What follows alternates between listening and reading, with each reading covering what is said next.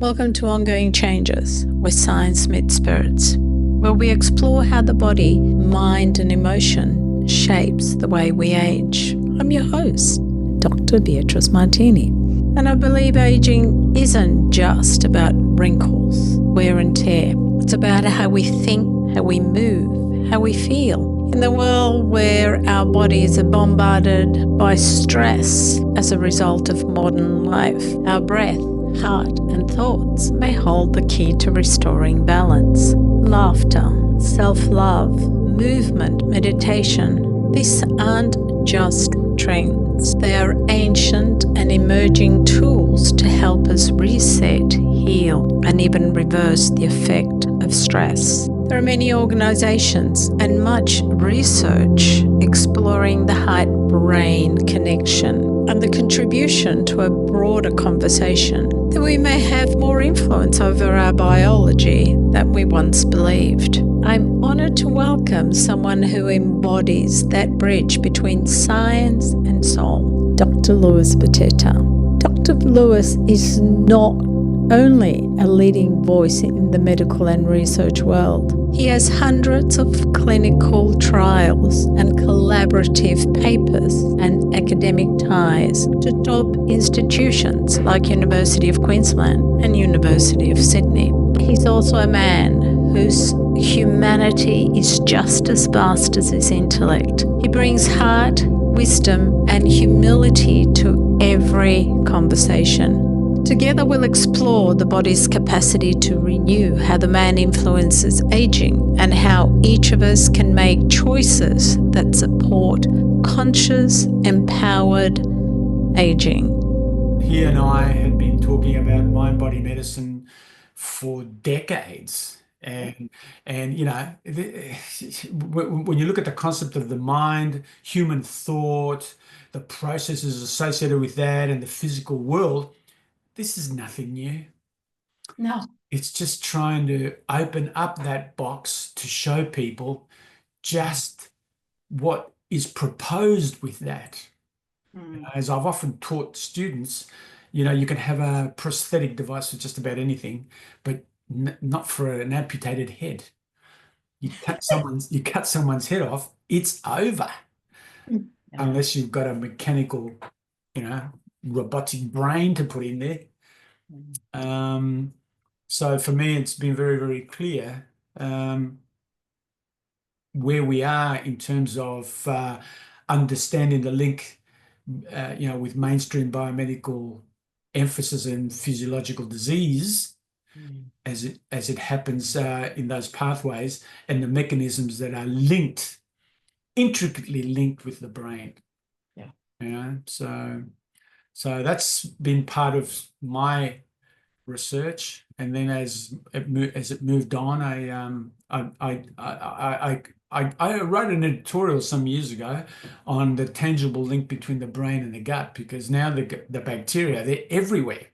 Yes. And is it interesting that by the molecules that they create, they would influence our behavior? Yeah, of course. Yeah. So that makes sense. Here you go.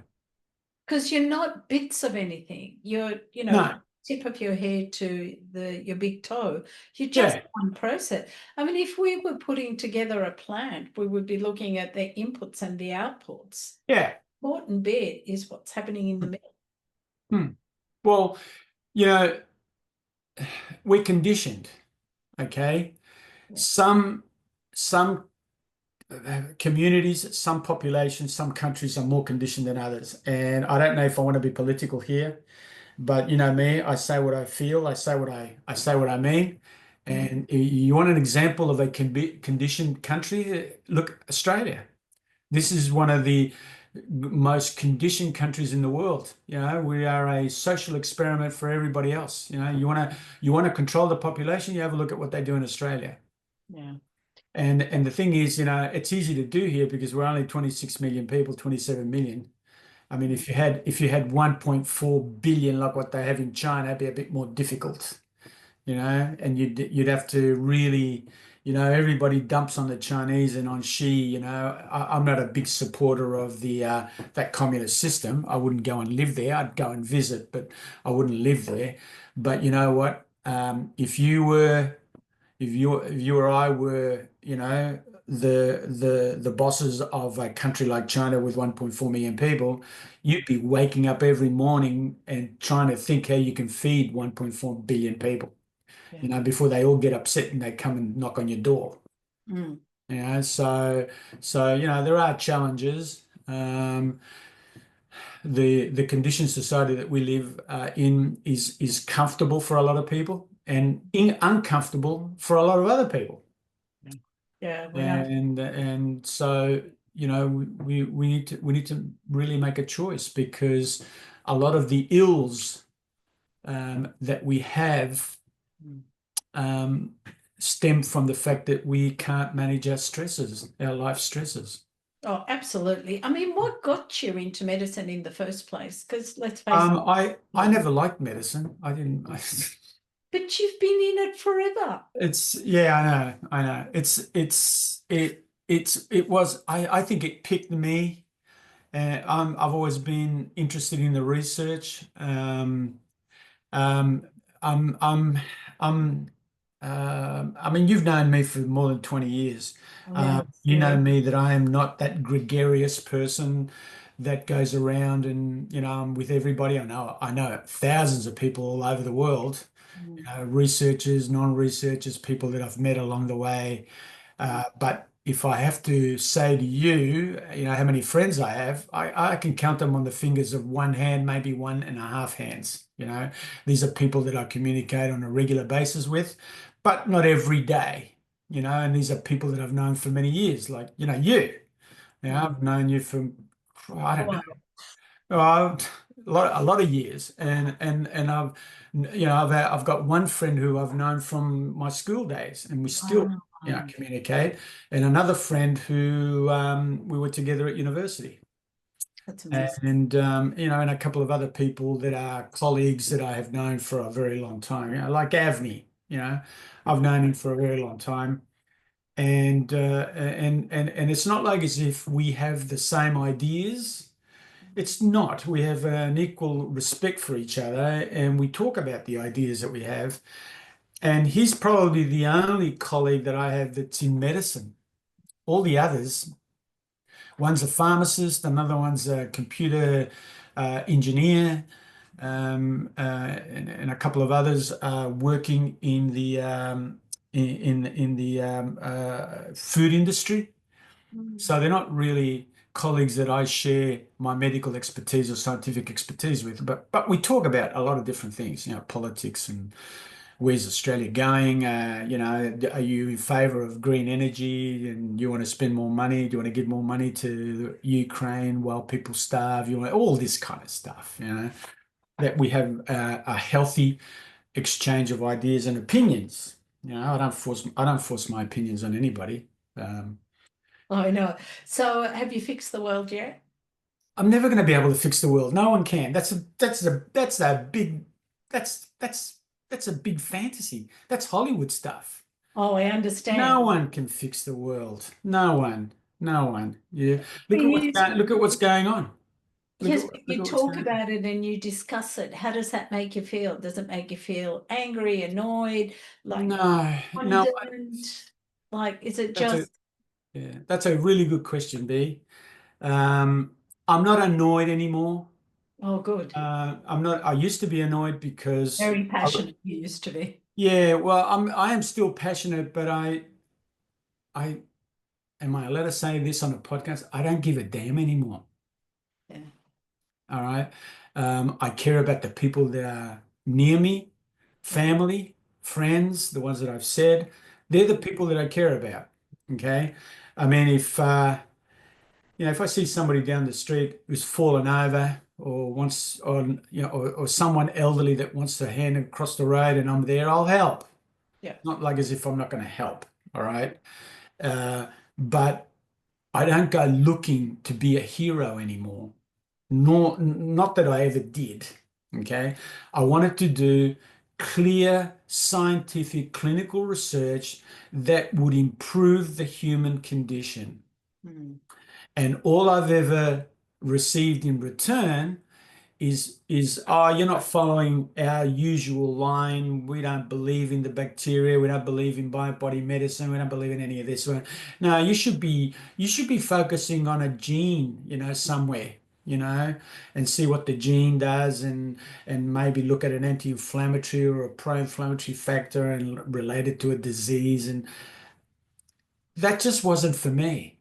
Yeah. And when I got it, and Tony Linnane was one of my friends, and he passed away in 2017. And a lot of people thought he was very hard-nosed. He was a very hard-nosed scientist. But away from all that, he was one of the kindest, nicest people that you could possibly meet. And he got a lot of negative press because he was just that good. He was able to actually see the science and try to explain it in his field of biochemistry. All right. He didn't dare talk about other things. He went about medicine and science thinking about things, but he wasn't never the kind of person that was so arrogant that he would say, I know everything. As a matter of fact, he was one of the people that said to me, no one knows everything. Anybody that thinks that they know everything is a fool.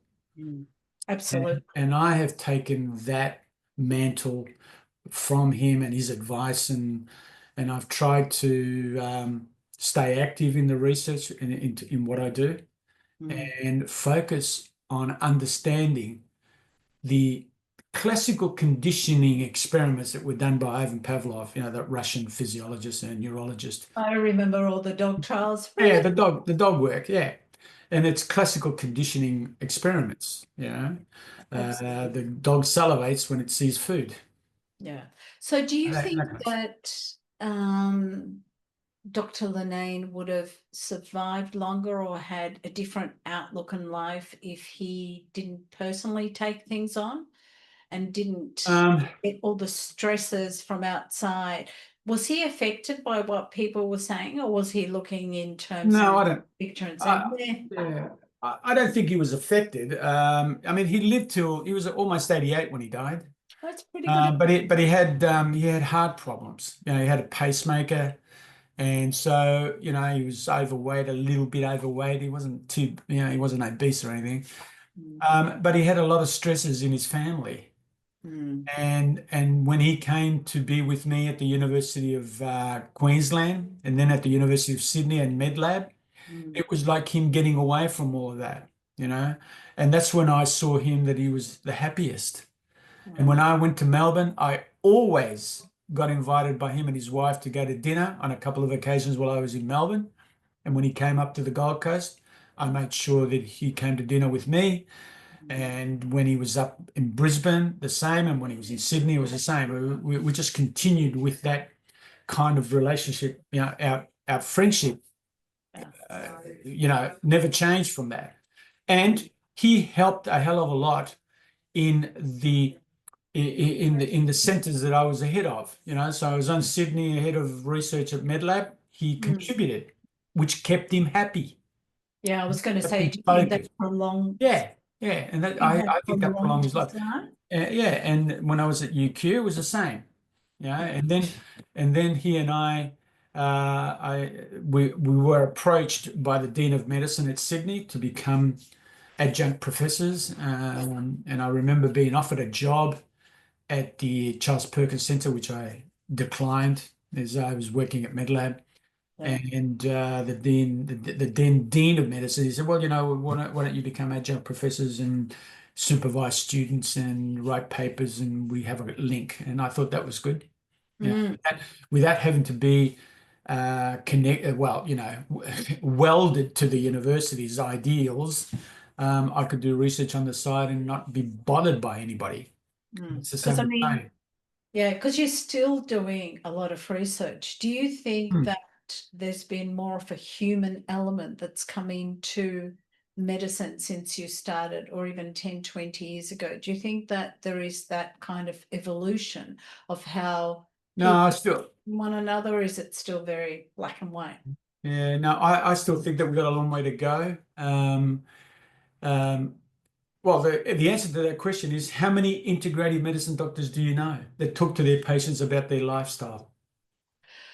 Well, I don't, but then as you well know, I became a doctor in TCM, traditional Chinese medicine. So I always talk to people about the holistic thing. And Yeah. I guess it stems from the fact that I've done yoga for so long Mm. that I'm interested in people. I want people to be happy, and it's not just bits of them. So when Mm. they tell me their experiences with doctors, I say, there's a time and a place for everything. Like Yeah. Yeah. Western medicine is great. It does things really well. And then you've got the Eastern side of it. So it's that complement, that supporting, that integration that still seems to be missing. Mm.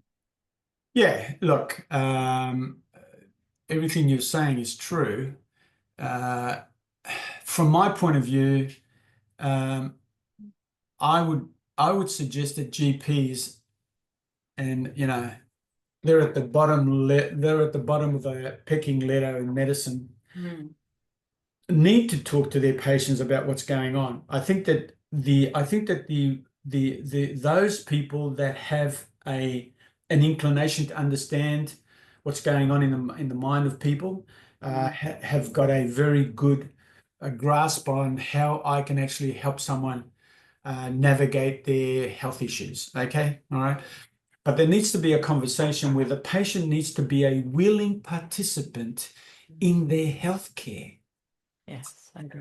If the patient's 50 kilos overweight, you're not participating in your healthcare, and there's got to be a reason for that. All right. So someone needs to talk to people on a level whereby they understand that if you continue down this path, you're going to cut short your life expectancy. All right. And that there is no magic pill to fix this. Isn't it? No, there isn't. I didn't think you knew. Oh, look, do you know how many people that I talk to are No. on those diabetic pills to lose weight? Because they found, Ozempic, yeah, Ozempic. it's dangerous, Ozempic. It's a Because they dangerous found that, drug. oh, I can lose weight. And Yeah. it's like, Yeah. You yeah. can't, listen, you can't lose weight by taking the pill with this hand and eating a triple hamburger with this hand. Mm. I mean, you can have a hamburger now and then. I'm not, I'm not against having a little bit of, stuff that's not good for you. Mm. But it's the whole body thing. Yeah. Exercise, Yep. exercise. Maybe some, as you get older, some weight-bearing exercise that you don't lose your skeletal muscle mass. The quicker you and I lose our skeletal muscle mass, the quicker we've got a foot in the grave. Yes. All right. So you got to do all that. Okay. Prudent nutritional practices and nothing about overeating because I don't know if I'm going to eat tomorrow. There's no need to have, uh, a steak this big, because maybe tomorrow I'm not going to be able to eat. All right. But the most important thing is what's going on in your head. And as far as I know from the work of Ray back in the 60s, he created a list of the major stresses in life. All right.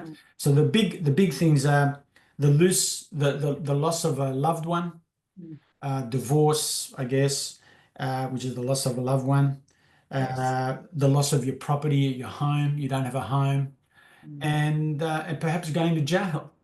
These are the major stresses in life. Going to jail. I didn't think of that one. Yeah, well, I think that's in the top three. And so these are destabilizing events in one's life that can actually significantly stress you. Now, if you're one of these people that is enveloped in a skin of concrete and nothing gets to you, well, then go right ahead. But the majority aren't like that. Yeah. The majority suffer the indignations of the community. They suffer their own indignations, and as such, that creates a truckload of stress for people. So the inability to manage life stresses is very much a way of actually, losing your life, because they have a major negative impact on an individual's body functions. Yeah. All right, and hence the health. So if you've got negative impacts on your on your internal organs, then you have a negative impact on your health. And this kind of idea has been held since antiquity. This is nothing new that I've written about. All right, and the adverse health outcomes that that come with this, and gastrointestinal distress, cardiovascular disease, cancer, have been linked to unresolved lifestyle stresses. Yeah. It could actually be expressed as a negative impact on human survival and ultimately on a decrease in the human lifespan. But, I mean, that's the only basically way I can put it in the most simple terms. Yeah. I mean, I remember reading some clinical trials regarding fibromyalgia, and they said that it was a past event that traumatized them, that basically they were stuck in, that has created, moving forward, fibromyalgia. I can understand that. I can understand that because the negative impact of a stressful event can actually ignite the pro-inflammatory activity of the immune system.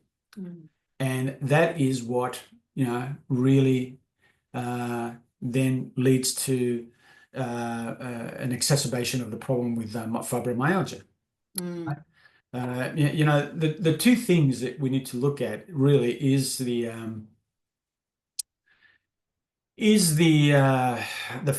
fact that we need to keep our immune system as agile as possible, because at the end of the day, skeletal muscle mass loses our mobility, loses our ability to chew and digest food and walk around and exercise. But then the failure of the immune system, and we become immunosenescent, that eventually kills us. So how do you do that? How do you ensure that the mind, body, and spirit? Because well, if you're a man, you get yourself a woman that's half your age. Oh, great! And if you're a woman, what do you do? You get that's a very good question. I don't know about a woman. I can only speak from the male perspective. I can't talk intelligently from a female perspective. I mean, all you got to do is look at Dick Van Dyke. He's going to be 100, and he's got a 50-year-old wife. I mean, do you have to do a clinical trial to work this out? No, you don't have to. But isn't it more than just, going for that younger person? Isn't it about It's everything. Look, you said to me that I'm encased in concrete. I'm not a cold person. No, I'm not saying you are. I'm saying one that is. Yeah. I've known you for a very long time. If you were encased in concrete, you and I would not be talking today. That is so true. So that's the reality. No, look, that's only one part of the equation. No, I know, but isn't it encased in concrete that you're creating other issues? I mean, you're supposed to be at a bill. Well, if you become non-emotional, you isolate yourself from other people, because that way they can't hurt you. So it's not a matter of isolating or becoming, a monk in the Himalayas. Yeah. Mountains. I don't want to misinterpret anything here. It's not about you and I becoming isolated from everybody else. This is a choice. I've been a loner in my life, all of my life. This is not something that I took on a couple of years ago. I decided that because I was happiest like that. Yeah. And I wanted to be associated with people that were kind and respectful, so that I could then show that in return. But, I don't take any bullshit from anybody, B. I know. And if you look at my university career and academic career or biotech career, I've told people where to get off when they needed to be told to get off. All right. And Lene taught me this. He always said to me, the most difficult thing to do is to sit around the table and tell the truth. Nobody wants to hear the truth. So you've got to be very, very careful, particularly in a academic environment, which I've been involved in for the last 20 years, you know. And I've had, look, I'll give you just one little example, where people have actually said, "Oh, well, this guy should not be professor with us," and I've told that particular individual to go jump out of the window. He's a bloody idiot. All right. When we got into the idea of oxidative stress, Yep. from a biochemistry point of view, and out of nothing, this is just a freaking conversation over nothing, and the fact that he would not accept the idea that there is no oxidative stress, because it just isn't. Okay, and that's a conversation for another day, because there's a lot of biochemistry involved in that, and he sort of turned around and said, "Well, I don't understand that." And I said, "Well, I've shown you 10 slides here. Which one don't you understand? I'll explain it to you. I mean, if you're not," and then I said, "Well, what's your background?" And he goes, "Oh, exercise physiology." Well, you wouldn't understand this. Okay, so you need to go back and read the biochemistry book and make an addendum change where they talk about oxidative stress, which is it's something else. And he goes, "Well, I don't believe that." And I said, "Well, you don't have to believe it. All you have to do is open your mind and have a look. We've been talking about oxidative stress for the last 7 decades, and no one's been able to prove it yet. So what else do you need to land on you to work out that it's something else?" But isn't that ego rather than intelligence? Well, it's not intelligence. And I don't think it's ego either. It's the fact that, oh, Jesus, I've been working on this for the last 15 years and I've been wrong. Yeah. Yeah, basically, yes. Yeah, but that's also And I me. don't, well, I that's what know, I am. Therefore, if I've been doing this, what have it I must been be. doing for the past 15 Yeah, years? well, let me give you an example. I'll give you an example of how people are, and these are educated people. I'll give you an example, all right? And you can actually go and have a look at this on the internet. Peter Mitchell was a researcher, chemist, biochemist, from Scotland. And he was at Edinburgh. And in the mid to late 60s, he turned around and he said, there is no phosphorylated intermediate in the cell so that it responds to it engages on an effect. Okay. So the cell has to react in a particular way. Yeah. And he said, there's no such thing. And in front of about, 200-300 researchers from around the world in London, people turned up and said, this guy's crazy, you know?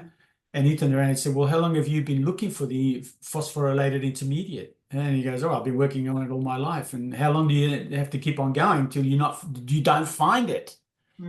Anyway, he went on to suffer 10 plus years worth of depression, this guy, because he was so sensitive to the fact that his peers were thinking that he was, just a psycho.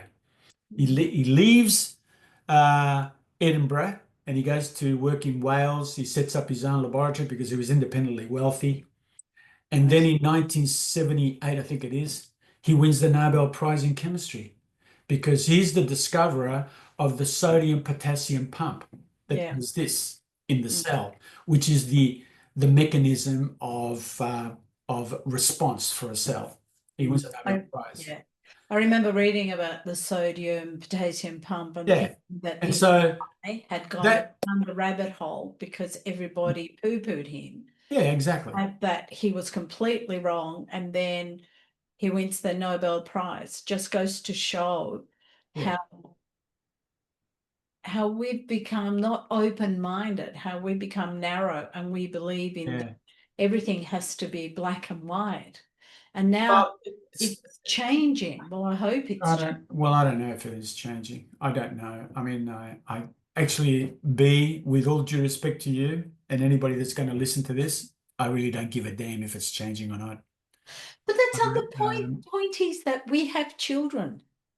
And children are having children. So don't you want to leave the world in a better state than when you came into it?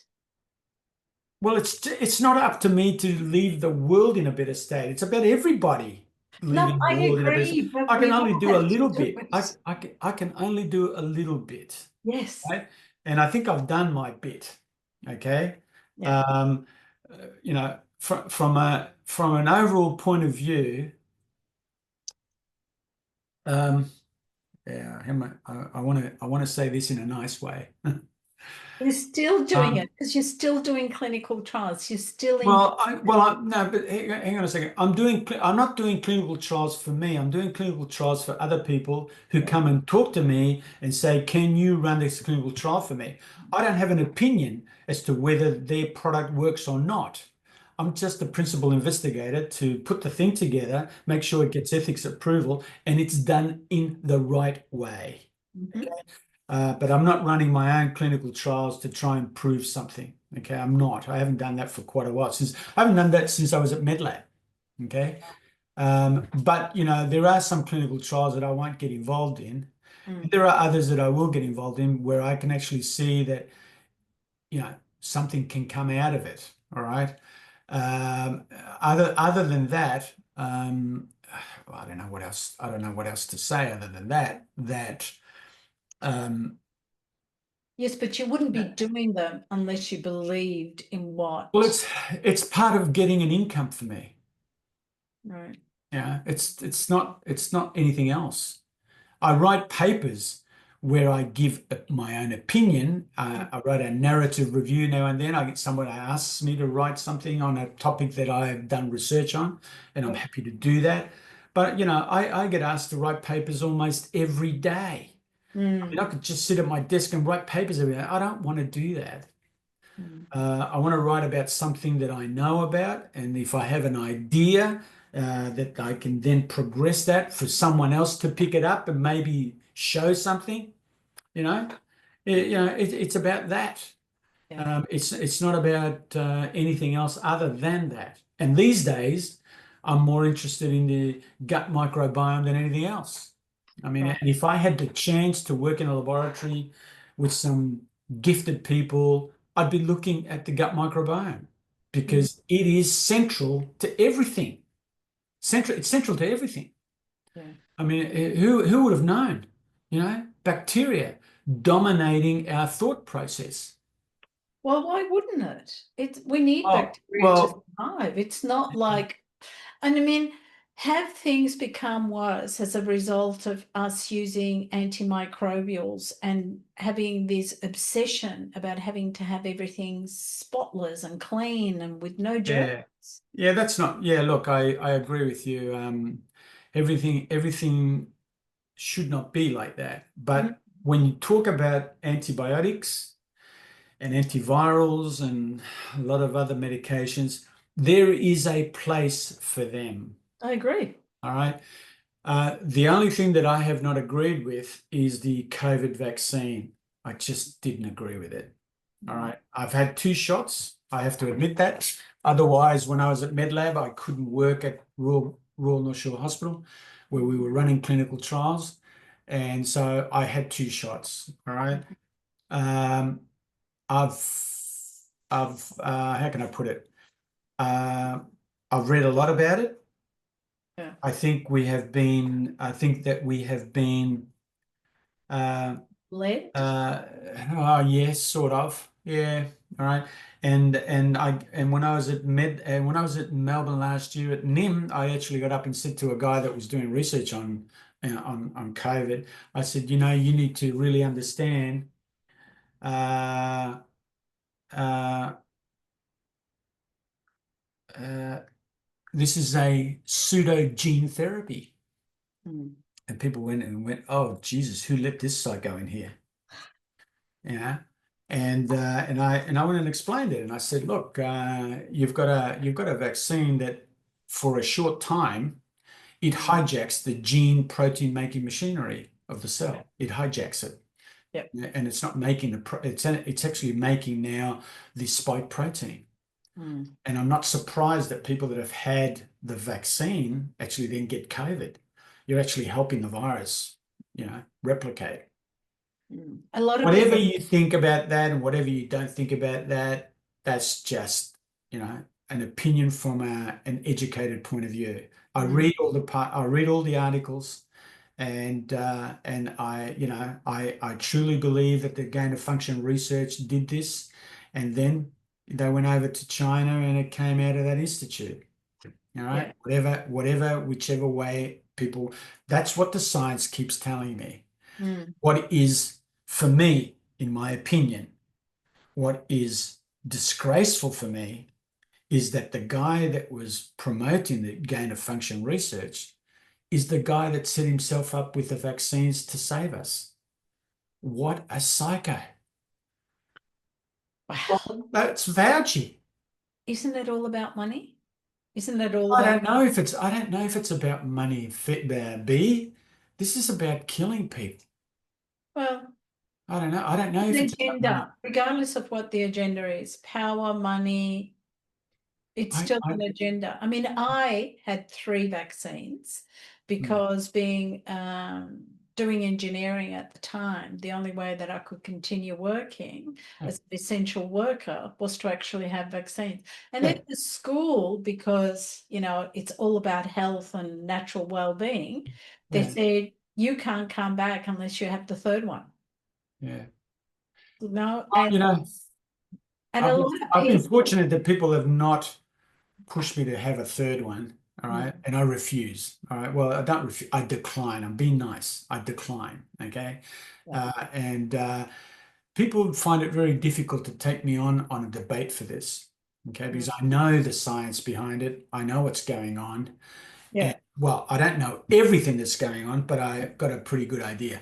Excuse me. So, from that perspective, look at the clinical science, and then we can have a chat about it.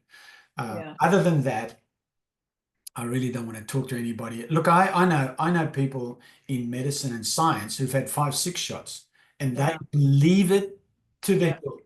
They believe it. Oh, yes, that these researchers wouldn't do anything untoward. The fact that people who were told not to do gain of function research went ahead and did it anyway. Yeah. That tells you who they are. That tells you exactly who they are. They're not going to listen to anybody. They're going to do whatever they feel like it. Yeah, but people are still That's having disgraceful. reaction now with the That's, overwhelming information that we've got. People are still thinking about it and having it done. Oh no, I'm protecting my parents, and you think you're just swallowing poison. well, yeah.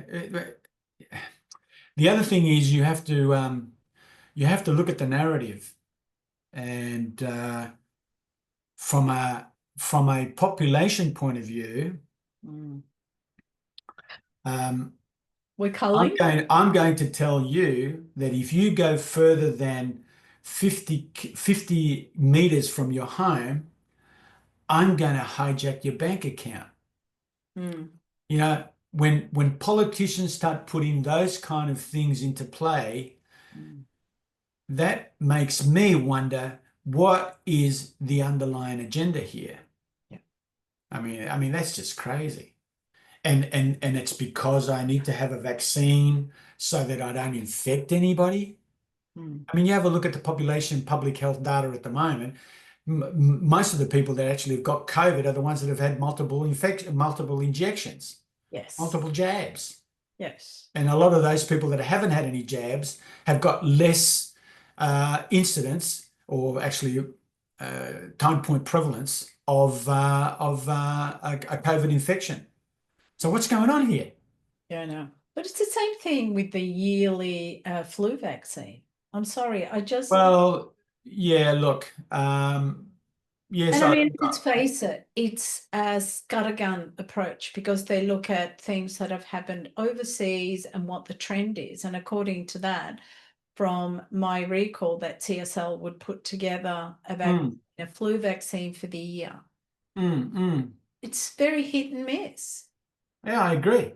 I agree with you. I am not going to disagree with you. What I look, the best thing for people is to be educated. Yes. And to seek information, and to then justify their thoughts from information and be wary about false information. Yeah. You see, I don't need anybody to tell me anything more about COVID other than the fact that there were researchers who were told not to do the gain of function research and they went ahead and did it. Yeah, of course. And then we've got this virus that seems to have escaped from the lab somehow. We still don't know exactly how that happened. And then we've got the people that actually sanctioned the gain of function research are the ones that are getting together and saying, oh, well, don't worry about it. We've now got a vaccine for it. Yeah, it's all good. So yeah, it's all good. So to me, that is a counterpoint. It's a bit schizophrenic. We gave you the disease, but now we're going to give you the solution. And this is why I can't warm to anybody that talks to me about the vaccine. Yeah. No, I get it. It feels like the Matrix. Do you want the blue pill or do you want the red pill? Yeah. Yeah. Well, and you know what? Medicine has taken a big hit from this. These people have lost a lot of confidence in doctors. Are you surprised? No, I'm not surprised. No, I'm not surprised. I'm upset about it because I still think that doctors need to play a part in providing health advice, not health solutions with a drug. All right? Health advice. You take your car to the mechanic on a regular basis to check it out so that it lasts longer without a breakdown. People need to do that for their body. Same thing. Not that you go to the GP when you've got full-blown diabetes and say, can you fix this? Well, no, I can't fix it. And if how long have you had diabetes? Oh, I've been feeling really bad for the last 5 years. Well, you've progressed your diabetes. You're overweight. You don't exercise. You're stressed with your job. Where would you like me to go and get the magic pill to fix this? So and that happens with a lot of different things. Cancer, in my way of thinking, is a little bit different. I worked in palliative care for a couple of years. Yeah. I don't think I ever saw a patient actually deserve to have cancer. In my way of thinking, I think that they were all nice people, too nice, just too nice. And they swallowed everything that came their way. Yes. So I think that there is a cancer personality, actually. Yeah. So that's what I was going to say. Have you seen a pattern of the kind of cancer that people got and also their personality? Because I believe that people who get cancer have got particular ways of thinking. Yeah, they're too nice. They're too nice. A 60-year-old man whose name is Robert Smith likes being called Bobby Smith in the diminutive. Why? I think that men are very prone to disease when they allow other people to, call them by a diminutive name. That's not manly. I mean, that's sort of ablating man's masculinity. I mean, my sister calls me Louis all the time, but I know it's my sister. So, but in my professional circles, I'm not Louis, and I correct people very quickly with that because it's a diminutive. Bobby, Stevie, Nikki. I agree. Bobby, so everybody calls me Beatriz, but the thing is, I remember a friend of mine. He was 24 when he died of prostate cancer.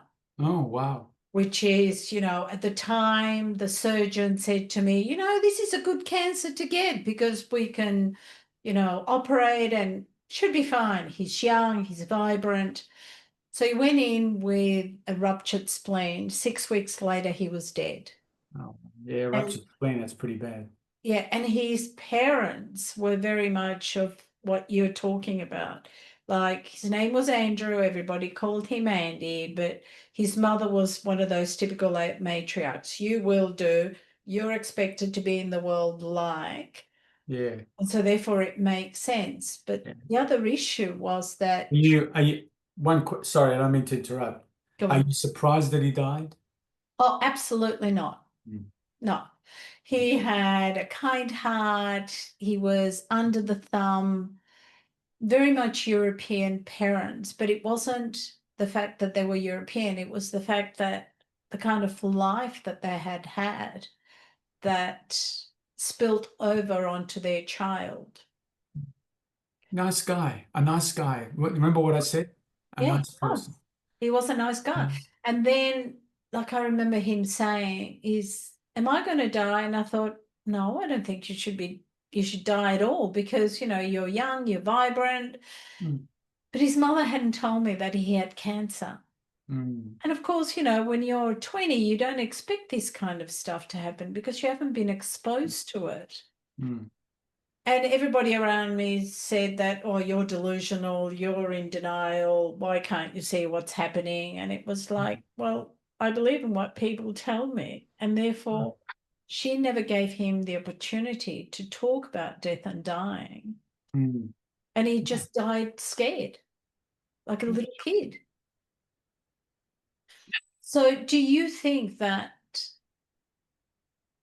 I don't know, medicine has changed enough that they are giving people that acknowledgement and the ability to not only to be present, but to take Well, the responsibility for their healing?